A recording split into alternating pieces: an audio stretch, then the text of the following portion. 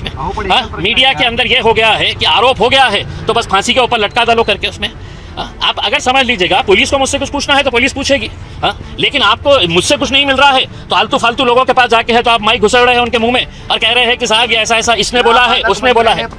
मोहऱ्याचं सोडून द्या, हे मोहरे ते भेटून जातील, पण मास्टर माइंड कोण आहे तो आता ती अरेस्ट झालेली आहे, तुमचा संबंध आहे आणि म्हणून हे पालकमंत्री तुमच्या बाबतीत असं बोलत आहे करके मी पालकमंत्र्याला काडी मात्र भाव देत नाही आहे। धर्मांतर करणे, मुलींना फसवणे, हे सगळे प्रकार या एमआयएमच्या महाशयाच्या नेतृत्वात होतात। खूप सारे चिंगे मिंगे रस्त्यामध्ये येणार आहे, खूप सारे प्रश्न उपस्थित करणार आहे। त्यांना सांगा ते आपल्या पक्षाचं बघा आणि त्यांना जे सांगायचे आहे, आपली सरकार आहे, आपला मुख्यमंत्री। काल संभाजीनगरमध्ये नाशिकच्या पोलिसांनी कारवाई करून नाशिकमध्ये जे धर्मांतराचं प्रकरण घडलं आणि त्याच्यात जे काही हिबा खान, निदा खान ही जी काही मुख्य आरोपी होती ती संभाजीनगरमध्ये पकडली गेली। मार्च मध्ये घडलेली घटना 1.5-2 महिन्याच्या कालावधी तिने आणखीन कुठे व्यतीत केला माहित नाही, परंतु संभाजीनगर माझ्या जिल्ह्यामध्ये अशा ठिकाणी ती लपून बसली होती किंवा जो एरिया स्लम समजला जातो आणि तिथे ड्रग्सचा, त्यामध्ये बटन असेल, गांजा असेल, चरस असेल, असे अनेक अवैध धंदे।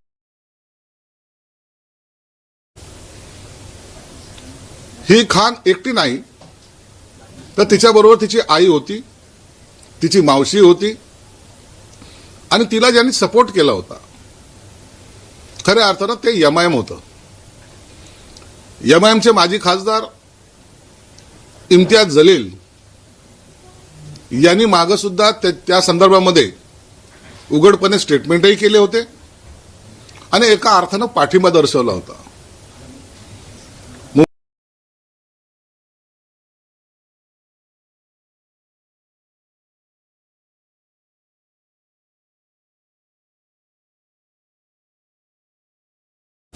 धर्मांतर करणे, मुलींना फसवणे, हे सगळे प्रकार या एमआयएमच्या महाशयाच्या। म्हणून ही जी खान जी मुलगी आहे किंवा ही बाई आहे ही एक मोहरा आहे, छोटासा मोहरा आहे। असे अनेक त्यांचा नेटवर्क महाराष्ट्रभर त्यांचं जाळं हे पसरलेलं आहे। आपल्याला हे प्रकार नगरमध्ये पाहायला मिळतील, पुण्यामध्ये निश्चित पाहायला मिळतील, इवन संभाजीनगरमध्ये सुद्धा पाहायला मिळतील। आणि हे जहरीलं विष ज्या पद्धतीने पसरवलं जातंय, हिंदूचा द्वेष करणे, त्यांचं धर्मांतर करणे, आणि या प्रकरणामुळे आता समाजामध्ये एक प्रकारचा राग आणि चीड निर्माण व्हायला लागलेली आहे।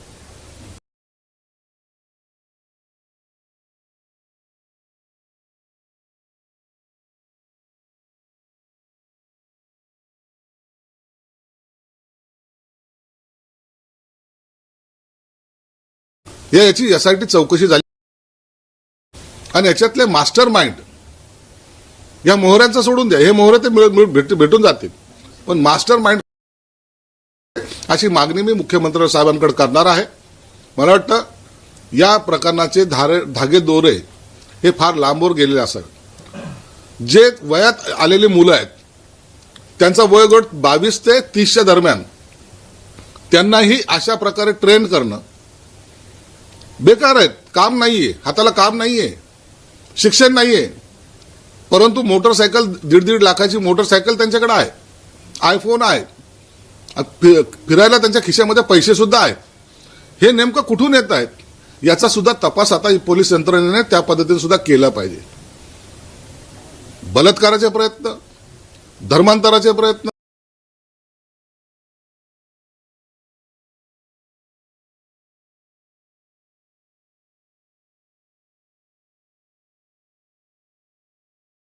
की हा एमआयएमचा इम्तियाज जलील आणि त्यांच्याबरोबर असलेले इतर जे आहेत त्यांना सुद्धा या चौकशीतून निश्चितच मोठं षडयंत्र महाराष्ट्राला पाहायला मिळेल। तुमच्याकडे काय पुरावे आहेत की तुम्ही इम्तियाज जलील व्यक्तीचे जरी त्यांचं नाव घेत आहेत तर काही ठोस पुरावे आहेत का किंवा ठोस कारण आहे का? तुम्हाला माहितीचं सांगतो की ह्या जी नाशिकमध्ये पकडली गेली तिला उघड पाठिंबा देणार आहे. का द्यायचा तुम्हाला पाठिंबा? काय तुमचा संबंध होता? तिलाही पाठिंबा तुम्ही का दिला?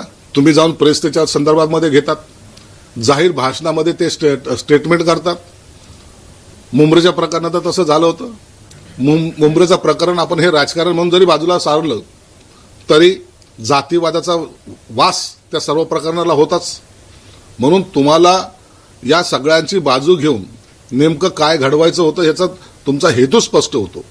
म्हणून मी सांगितलं की याची चौकशीही झाली पाहिजे. आम्हाला शंका आहे, लोकांची चर्चाही आहे. एवढं नाशिकची ती महिला मुंबईला जात नाही, मालेगावला जात नाही, ठाण्याला जात नाही, ती संभाजीनगरलाच काय येते?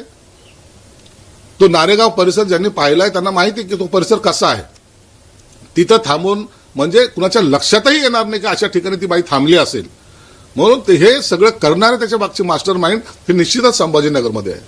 संभाजीनगर हे आजपासून नाही तर अनेक वर्षापासून अतिरेकी कारवाईसाठी प्रसिद्ध आहे आणि त्यांना सेन्सिटिव्ह म्हणून अनेक वेळेला घोषित सुद्धा ह्या जिल्ह्याला केलेलं आहे. त्यावेळी असं जसं तुम्ही मागणी करत आहे ना की मी पोलीस कमिशनरांना जाऊन भेटणार, मी मुख्यमंत्र्यांना जाऊन भेटणार, जेव्हा मी आरोप केलं होतं ना तर त्यावेळी सुद्धा मुख्यमंत्र्यांकडे तुम्हाला जायला पाहिजे होतं आणि हे मागणी करायला पाहिजे होतं की मी स्वच्छ प्रतिमेचा आहे, माझ्यावर या माणसाने आरोप केलेले आहे, तुम्ही एक उच्चस्तरीय इन्क्वायरी लावा.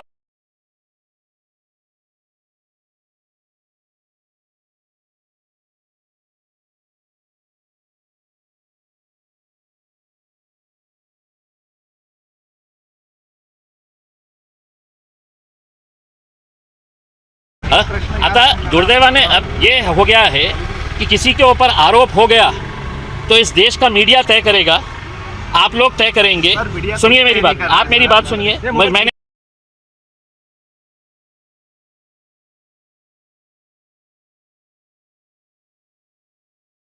उसमें मीडिया के अंदर ये हो गया है कि आरोप हो गया है तो बस फांसी के ऊपर लटका डालो करके उसमें. आप अगर समझ लीजिएगा पुलिस को मुझसे कुछ पूछना है तो पुलिस पूछेगी, लेकिन आपको मुझसे कुछ नहीं मिल रहा है तो आलतू फालतू लोगों के पास जाके है तो आप माइक परिषद घेतली आणि त्यात तुमच्यावर आरोप केले. कोण आहे ते? माणूस ते कोण आहे? या शहराचा त्यांनी तुमच्यावर आरोप केले. ते नेते आहेत, तुम्ही पण नेते आहेत आणि नाही. काम आहे साहेब मग विचारायचं. नाही विशाल साहेब जरा ऐका, जरा ऐका. ते काय इन्व्हेस्टिगेटिंग ऑफिसर आहे. आमचा तो प्रश्नच नाही आहे. तुम्ही मला माझ्याकडे येण्याच्या ऐवजी तुम्ही पोलीस मला काय यांच्यावर गुन्हा दाखल झालेला आहे, ते गुन्हा दाखल झालेला आहे आणि पोलिसांनी ठीक आहे ना, मग काय करायचं? ऐका प्रश्न असा आहे की इम्तियाज जलील यांचे नगरसेवक म्हणजे त्यांचे प्रदेशाध्यक्ष आहात म्हणून तुमचे नगरसेवक मतीन यांचा तपास करून नोटीस देऊन चौकशी करून त्याच्यावर गुन्हा दाखल केलेला आहे. काय करायचं आणि त्या प्रकारात तुमचं काय म्हणणं आहे? पोलिसांचा असं संशय आहे की त्यांचा तुमच्याशी तुमच्या नगरसेवकाशी बघा, संबंध आहे. जे प्रश्न पोलिसांना मला विचारायचे आहे ते मला विचारतील ना. ते एका पालकमंत्र्याच्या मार्फत मी विचारणार आहे का? किंवा पालकमंत्री याच्या पोलिसांची वर्दी घालून बसलेले आहे तिथे की ते सगळं निर्णय घेणार आहे म्हणजे पोलिसही आम्ही अदालत भी आम्ही निर्णय ही आम्ही देणार आहे करके पालकमंत्री राजनीती करत असेल तर मला काय देणं घेणं? प्रश्न असा आहे मला हे आहे तो गुन्हा दाखल झालेला आहे तो चुकीचा आहे का? नाही, मी काय कशाला मी बोललो काय म्हणणं आहे? मूळ आरोप असा आहे, मयांसोबत असा संबंध जोडला जातोय की तुमचा एक नगरसेवक ज्या महिलेवर आरोप आहे त्या महिलेला आपल्या शहरात आणतो, तिला स्वतःच्या खरेदी केलेल्या घरात लपवून ठेवतो आणि अशा पद्धतीने एका आरोपीला लपवण्याचा त्याच्यावर गुन्हा आहे आणि तो तुमच्या पक्षाचा नगरसेवक आहे आणि म्हणून एमआयएमचा संबंध आहे. असं आम्हाला कळालं. मी आपल्या ज्येष्ठ पत्रकारांना एक प्रश्न विचारतो. खूप दिवसापासून हे सुरू आहे प्रकरण. त्या मुलीच्या नावाने NBW निघालेलं आहे का? Non bailable wallet. एक सेकंड, मतलब लुकआउट नोटीस निघालेली आहे का त्याच्या नावाने? आतापर्यंत काय आहे? फक्त आरोप आहे ना? फक्त आरोप आहे का नाही आहे? म्हणजे इतकं गंभीर असलं असतं की तिने काही मर्डर केली असती, तिला काही टेररिस्ट ॲक्टिव्हिटीजमध्ये ॲक्ट होतं, त्याचा काही संबंध होतो, तर पोलिसांनी स्वतः NBW रिलीज केलं असतं. पोलिसांनी स्वतः एक लुकआउट नोटीस जारी केलं असतं. एक FIR मध्ये तिचं नाव आलेलं आहे आणि त्या FIR मध्ये communal hatred, hurting religious sentiments हे आरोप तिच्यावर आहे.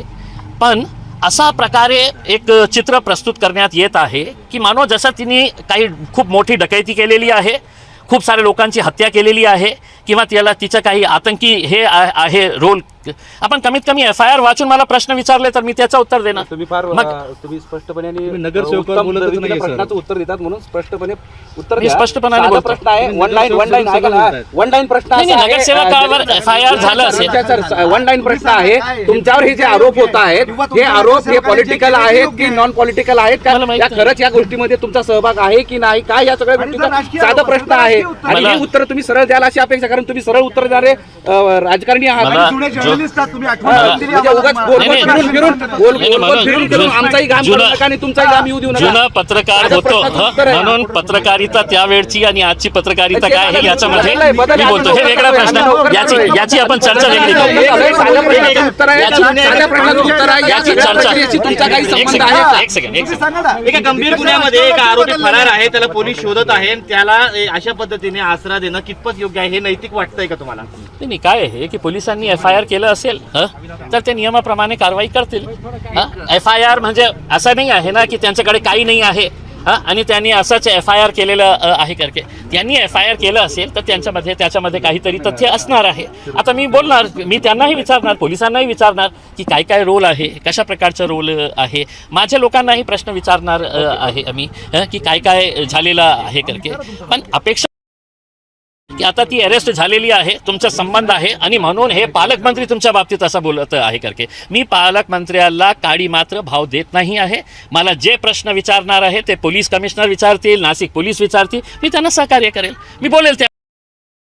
असं आहे की तुम्हीच एकमेव नेते आहात की ज्यांनी त्यांची बाजू घेतली होती आरोपींची. आजही घेतो मी. हा तर आजही त्या बाजूशी तुम्ही कायम आहात का? मी पब्लिक प्लॅटफॉर्मवर बोललो की जेव्हा ती मुलींनी सगळं परिस्थिती सांगितली की काय काय काय काय झालेलं आहे आणि जेव्हा FIR आम्ही वाचलं, त्या FIR मध्ये तिचा रोल काय आहे तुम्ही बघितल्यानंतर तुम्हालाही कळेल की बाबा FIR मध्ये तर काही नाही आहे. आणि जेव्हा मुलींनी मला सांगितलं, मी तिला स्पष्टपणे हे सांगितलं होतं, तुझ्याकडे काही चूक झाली असेल तर मी तुझ्यासोबत उभे राहणार नाही.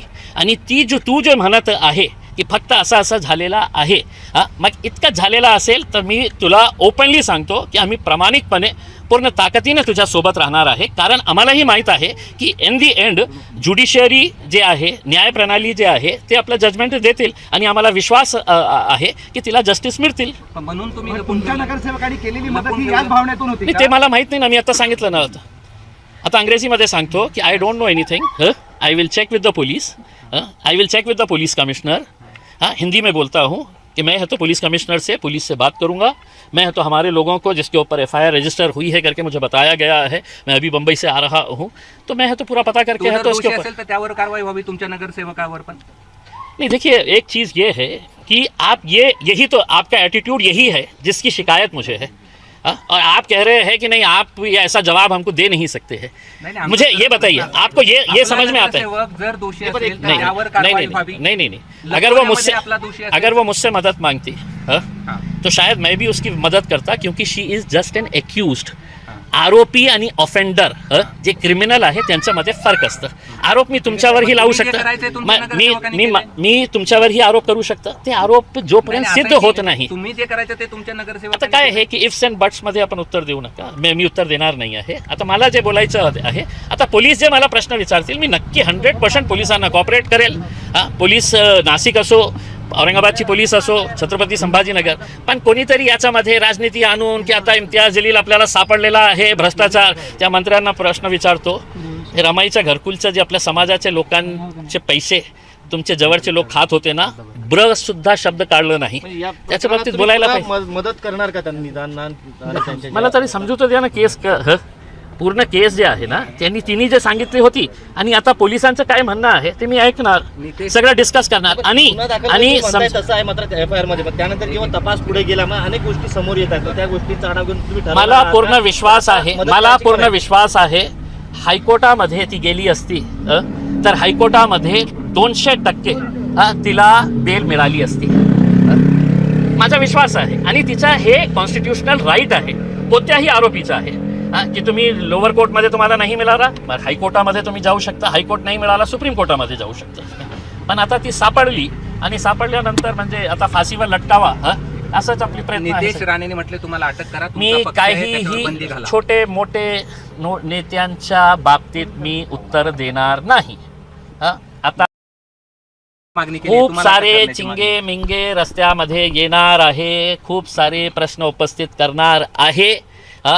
त्यांना सांगा ते आपल्या पक्षाचं बघा आणि त्यांना जे सांगायचे आहे आपली सरकार आहे, पोलीस कमिशनरांना सांगा. आणि मी यांचं फालतू याच्यामध्ये हे उत्तर देणार नाही आहे. आता तुम्हाला फक्त 1-2 नाव आता पुढे आलेले आहे, संध्याकाळपर्यंत बघा किती सारे चिंगेमिंगे बाहेर येतात. नाशिकच्या TCS कंपनीतील लैंगिक शोषण आणि धार्मिक भावना दुखवण्याच्या प्रकरणात 40 दिवसाहून अधिक काळ पोलिसांना गुंगारा देणाऱ्या निदा खानला अखेर अटक करण्यात आली आहे. निदा खानला छत्रपती संभाजीनगरमधून ताब्यात घेण्यात आलाय. मात्र या अटकेनंतर राजकीय वर्तुळात आरोप प्रत्यारोप होताना आता दिसत आहेत. शिवसेना शिंदे पक्षाचे नेते संजय शिरसाट यांनी MIM आणि माजी खासदार इम्तियाज जलील यांच्यावर गंभीर आरोप केले असून या प्रकरणात चौकशीची मागणी केली आहे.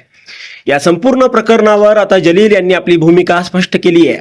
इम्तियाज जलील आणि MIMच्या नेत्यांवर निदा खानला लपवून ठेवल्यासंबंधी आरोप केले जात आहेत.